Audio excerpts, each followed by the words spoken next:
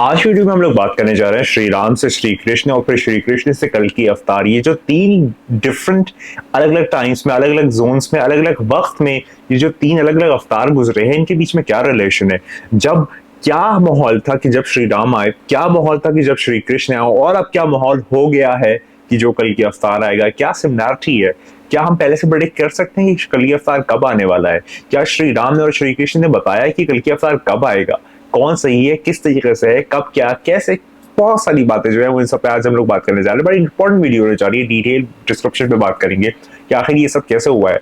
आप वीडियो के लिए सब पे आज बात करेंगे। बात स्टार्ट करते हैं। तो आज मैं बात करने जा रहा हूँ श्री राम, श्री कृष्ण और कल की अवतार। ये जो सारे हैं ये विष्णु के जो है वो अवतार हैं। पहली बात ये हो गई। अच्छा, इसमें सीक्वेंस क्या है, पहले कौन आया, फिर कौन आया और फिर कौन आया। सबसे पहले जो है वो श्री राम आए, फिर श्री कृष्ण आए और फिर उसके बाद जो है वो कल की अवतार आएगा। अच्छा, इसमें विष्णु के और बहुत सारे अवतार हैं, यानी कि 10 अवतार तो जो फॉर्मल अवतार है उनकी बात आती है। तो फिर मैं आज उन सब में सिर्फ 3 अवतारों के ऊपर बात करूंगा, जिसमें सबसे पहले श्री राम है, जिनको हम लोग मर्यादा पुरुषोत्तम श्री राम कहते हैं। दूसरे जो है वो श्री कृष्ण है, जिनको ठाकुर जी भी कहा जाता है, कहना भी कहा जाता है, बहुत सारे टाइटल्स हैं। अगर आप चाहेंगे श्री कृष्ण के ऊपर एक स्पेसिफिक वीडियो तो मैं बना दूंगा, लेकिन आज जो है वो कल की अवतार, क्योंकि हमारे टाइम की जो जरूरत है, हमारे टाइम की जो आपके लिए नीड है, नीड ऑफ द आवर है, कि जिसके बारे में हमें ज्यादा जानना है, जो हमारे जमाने का राम है, जो हमारे जमाने का कृष्ण है, वो कल की अवतार है। तो मैं उस पर बात करूंगा। चलिए बात स्टार्ट करते हैं। तो अगर मैं बात करूं इस सब के ऊपर, रिलेशन बड़ी इंपॉर्टेंट वीडियो होने जा रही है, बहुत ध्यान से सुनिएगा।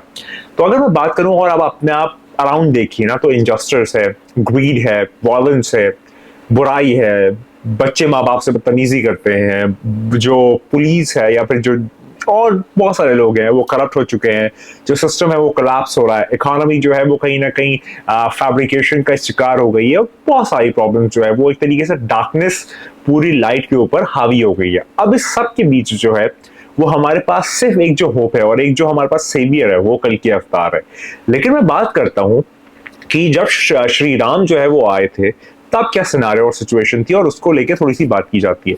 तो श्री राम जो है वो कौन से युग में आए थे। सबसे पहले हमें ये बात जाननी जरूरी है कि युग होते कितने हैं। युग जो है वो 4 होते हैं, त्रेता, द्वापर, सतयुग और कलयुग। ये 4 तरीके के युग है। मैं कोई ऑर्डर भी नहीं बता रहा, सिर्फ जो मेरे जहन में आए मैं वो आपको बता रहा हूँ। तो श्री राम जो है वो त्रेता युग के अवतार हैं। त्रेता युग में जो अवतार आया था विष्णु का, उसको श्री राम कहते हैं, या फिर मर्यादा पुरुषोत्तम श्री राम कहते हैं।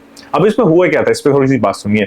त्रेता युग में जो है वो सेवियर जो थे उनका नाम राम था, पहली चीज। दूसरी चीज, बहुत सारे लोग कहते हैं कि वो राजा थे और मतलब एक रॉयल फैमिली थी, सब कुछ था। लेकिन अगर आप इसको फिलोसफिकल पॉइंट ऑफ व्यू से देखिए तो वो सिर्फ एक राजा नहीं थे, वो एक सेवियर थे। यानी अपने टाइम वालों के लिए वो एक सेवियर थे, कि जो लोगों को सही राह दिखाएगा, सच्चाई बताएगा, अच्छाई दिखाएगा, सही चीज दिखाएगा, उस पर चलाएगा। एक उस तरीके से आप एक डिवाइन फिगर उसको आप देखिए, ना कि सिर्फ एक राजा, क्योंकि राजा तो बहुत सारे हैं। राजा तो अच्छे भी होते हैं, बुरे भी होते हैं, लालची भी होते हैं, अलग अलग तरीके के राजा होते हैं। लेकिन श्री राम सिर्फ राजा नहीं थे, राजा थे लेकिन सिर्फ राजा नहीं थे, और वो भी ऐसे राजा कि जो उनके पिताजी थे, यानी कि उनके वालिद थे, उनके कहने पे जो है वो एक बार में जो है वो अपना राजपाट छोड़ने वाले। ऐसा राजा हो तो फिर उसे राजा कहा जाता है, वरना फिर बहुत सारे लोग जो है वो सिर्फ राजपाट के लिए जो है वो फिर चीजों के पीछे पड़े रहते हैं। तो चलिए यहाँ से हम लोग अपनी बात स्टार्ट करते हैं। तो त्रेता युग में श्री राम आए थे।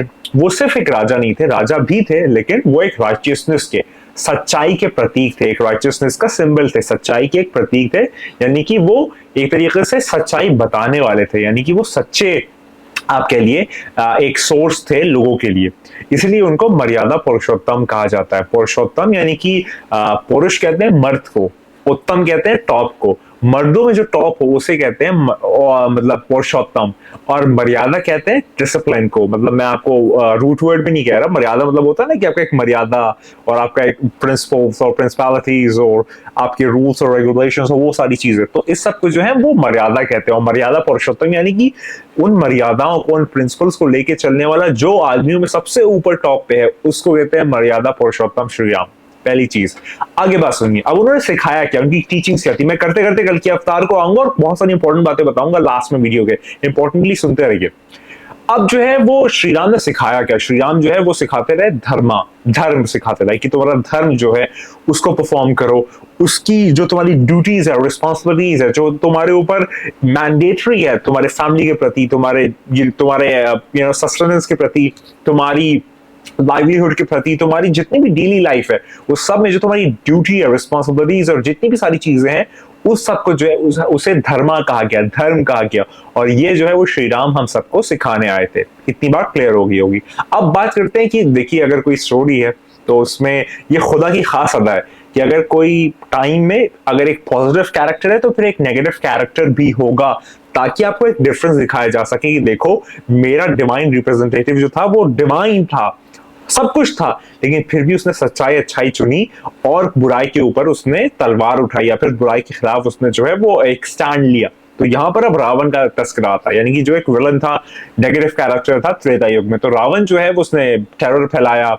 देखिए मैं रावण की तारीफें एक वीडियो में कर चुका हूँ, उसकी अच्छी चीज होगी, अगर कोई चीज दुश्मन में भी अच्छी हो तो उसकी तारीफ और अप्रिसिएशन करनी चाहिए। लेकिन आज की वीडियो में हम क्योंकि श्री राम के ऊपर बात करें तो वो रावण के आसपास खड़ा भी नहीं होता, इतनी बात क्लियर होनी चाहिए। तो रावण जो है वो कहीं ना कहीं अधर्मी था। किस तरीके से अधर्मी था? क्योंकि उसने जिस पाथवे को फॉलो किया, उसकी अच्छी क्वालिटीज को मैं हटा के अभी बात कर रहा हूँ, उसने जिस पाथवे को फॉलो किया, उसके टेरर फैलाया, फिर जटायु को मारा, बहुत सारी चीजें, एक पूरी जंग हो गई, उसमें बहुत सारे लोग मरे, सारे कुछ जो है ये सिर्फ एक रावण की एक एक उसके एक्शन की वजह से ये सब कुछ हुआ। अब जो श्री राम थे उन्होंने जो है वो कदम लिया अटैक मोड पे, नहीं डिफेंसिव मोड पे। बात समझो, अटैक करना अलग होता है, डिफेंस करना अलग होता है। हमेशा डिफेंसिव मैकेनिज्म इख्तियार करो, अटैकिंग नहीं। भगवान, ईश्वर, परमात्मा, अल्लाह, खुदा उनको पसंद करता है कि जो डिफेंस करते हैं, अटैक बढ़ के करते हैं, वो उनको वो पसंद नहीं करता। तो हमेशा डिफेंस मैकेनिज्म पे आओ कि अगर तुम्हें कोई परेशान कर रहा है, तुम्हें कोई रसवा कर रहा है, तुम्हें जो है वो कोई तुम्हारी अराउंड फैब्रिकेशन कर रहा है, तो फिर डिफेंस करो, बिल्कुल डिफेंस करो, लेकिन अटैक मत करो सामने से जाके, उसके ऊपर छोड़ दो, फिर वो संभाल लेगा। ठीक है, तो इतनी बात क्लियर हो गई। तो हम लोगों ने श्री राम के ऊपर बात की। तो श्री राम जो है वो मैं अगर मैं कहूँ कि वो एक कंप्लीट रिप्रेजेंटेशन में दिखाते क्या है, बताते क्या है, सुनाते क्या है, सिखाते क्या है, तो हमें ये सिखाते हैं कि देखो रूल्स फॉलो करो, रेगुलेशंस फॉलो करो, और सच्चाई को प्रोटेक्ट करने के लिए जो भी तुम कर सकते हो वो करो। ये सारा कुछ जितना भी मैंने बताया ये श्री राम का एपिसोड था जो मैंने आपको कवर किया त्रेता युग में। अब आगे बढ़ते हैं, त्रेता युग निकल गया, अब अगला युग आया। अब अगला जब युग आया तो कौन आया? तब आए ठाकुर जी श्री कृष्ण। श्री कृष्ण के ऊपर थोड़ी सी बात हो जाए। श्री कृष्ण जो है वो एक बड़ी स्पिरिचुअल कैरेक्टर है, और उनके ऊपर जो है वो बहुत सारी बातें जो है वो करना इंपॉर्टेंट हो जाता है।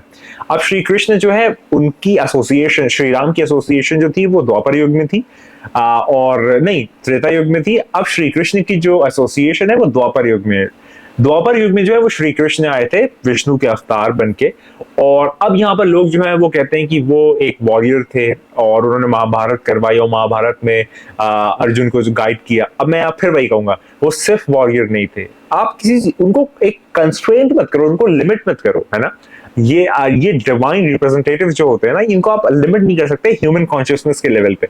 तो अगर मैं बात करूँ द्वापर युग में, तो फिर श्री कृष्ण जब आए तो उन्होंने जो है वो सिर्फ एक राजा का जो धर्म है वो नहीं निभाया, एक वॉरियर का जो धर्म है वो नहीं निभाया, बल्कि इस सबसे बढ़ के, ये सब तो निभाया है, बल्कि एक गाइड का, एक टीचर का और एक फिलोसोफर का, ये तीन धर्म जो है वो उन्होंने निभाया। और पूरी महाभारत जो है वो बातों से भरी हुई है, आप जाके पढ़ सकते हैं, देख सकते हैं। अब भगवत गीता जो है, जो अपने आप में एक प्रिंसिपलिटी और एलोक्वेंट किताब है, उसमें जो है वो श्री कृष्ण जो है वो बहुत डीप विजडम बताते हैं। अगर मैं बात करूं, अगर रामायण की मैं बात करूं, तो रामायण जो है वो एक सेज इस तरीके की है कि जिसमें एक पॉलिटिकल, आपको अगर अंडरस्टैंडिंग करनी है तो फिर रामायण आप पढ़ सकते हैं। अगर आपको अंडरस्टैंड करना हो कि जियो पॉलिटिकल सिचुएशन कैसी होती है तो आप अंडरस्टैंड कर सकते हैं। अगर आपको डिप्लोमेसी सीखनी है तो फिर आप रामायण पढ़ सकते हैं। लेकिन अगर एक बहुत डीप इंटेलेक्चुअल लेवल पे बातें समझनी है, सीखनी है, जानना है, तो फिर भगवत गीता अल्टीमेटम है। मतलब भगवत गीता जो है वो फिर एक अलग ही चीज है, बड़ा एक डीप विजडम है उसमें, और एक बड़ी ही एक खूबसूरत बातें जो है उसका मजमुआ है भगवत गीता।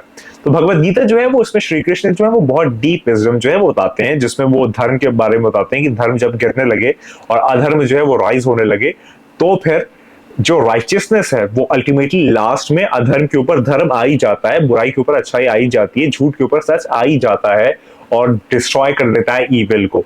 अब कुरान में भी इस बारे में एक आयत आती है, एक वर्स आती है कि हक आ गया, झूठ में मतलब हक आ गया, सच आ गया और झूठ मिट गया, और झूठ को मिटना ही था। मैं सिर्फ आपको मफहूम दे रहा हूँ, एक समरी दे रहा हूँ, हम उस पर कभी और बात करेंगे। ये तब की बात है जब इमाम मेहदी अलैहिस्सलाम आ जाएंगे। इमाम मेहदी अलैहिस्सलाम कौन है? इमाम मेहदी अलैहिस्सलाम कल्कि अफ्तार का इस्लामिक नेम और रिप्रेजेंटेशन है। इतनी बात क्लियर हो जानी चाहिए, रिसर्च के स्टूडेंट हो इस तरीके से सुनो।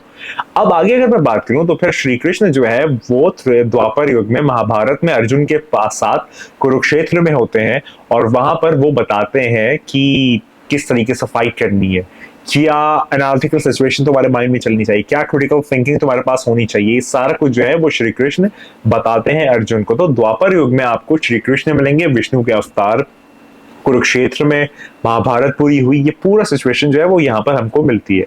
अब बात करते हैं हमारे जमाने के अवतार की। अब बात करते हैं कि हमारे जमाने का जो अवतार है, जो विष्णु का अवतार हमारे टाइम में आने वाला है, जो हमारा है, मतलब हमारे तो सब है, लेकिन जिसको हम ऐसे ओन कर सकते हैं कि ये हमारे राम है, हमारे कृष्ण है, हमारा कल की अवतार है, उसमें थोड़ी सी बात करते हैं। तो अब जो सबसे इंपॉर्टेंट बात है जिसके लिए मैंने ये बेस बनाया वीडियो का, वो सुन लो।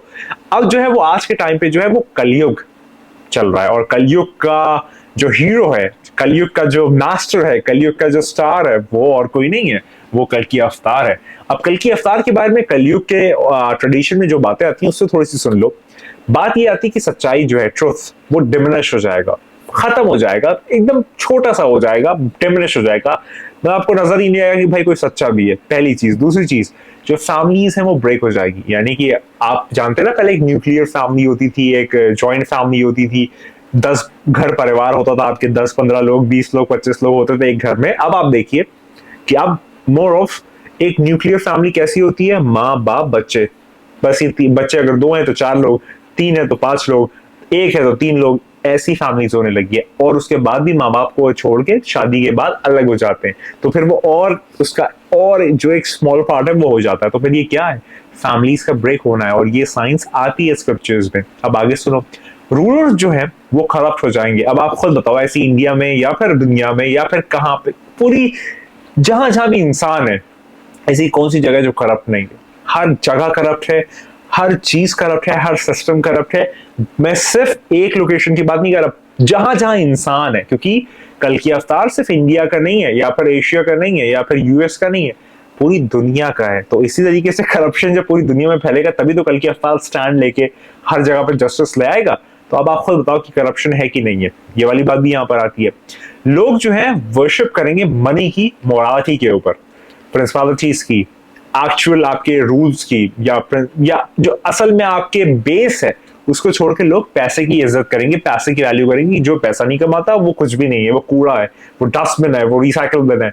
और एक्चुअलिटी में जो भी पैसा कमाता है, हाँ भाई बस बस वही है। ये वाली सारी बातें होंगी। तो ये हो रहा है कि नहीं हो रहा? आज पैसे की वर्थ सबसे ज्यादा है, सबसे ही ज्यादा है, माँ बाप से भी ज्यादा है, भगवान से भी ज्यादा है, खुद से भी ज्यादा है, पैसा सब कुछ है आज के जमाने। तो ये एंड टाइम्स की साइंस है, कलयुग में जब कल की अवतार आने वाला होगा। और जो कमजोर हैं, जो निचले तबके के लोग हैं सोसाइटी के, या फिर बहुत ज्यादा एक बहुत ही एक हम्बल बैकग्राउंड से आने वाले लोग हैं, वो बड़े वीक हैं और वो सफर करेंगे।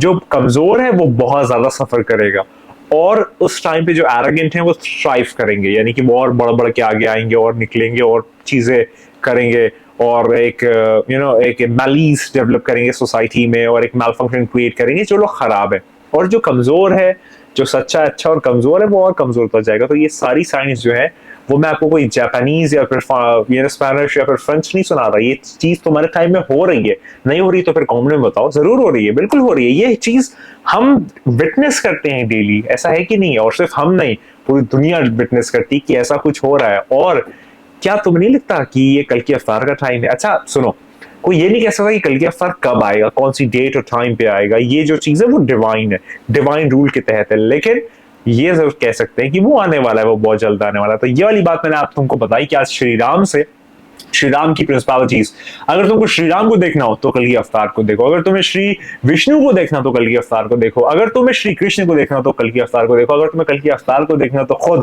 कल की अवतार को देखो। इस तरीके से इसको मानो, जानो, पहचानो। वो आने वाला है, वो बहुत जल्द आने वाला है। तैयार हो जाओ इस बात पे, बार हो जाओ, बार बार हो जाओ, लगातार हो जाओ कि तेरे मेरे और हम सबके मौला आने वाले। याद रख कि तू नहीं है, बस वही है। खुदा को याद करो यार, खुदा को याद करो। खुदा हाफिज।